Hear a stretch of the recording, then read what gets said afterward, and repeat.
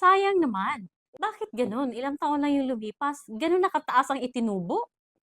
Sayang naman, di ba?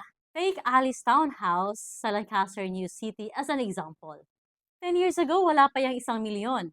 Ngayon, halos 3 million na. Same house, same subdivision, pero tingnan mo yung difference ng value.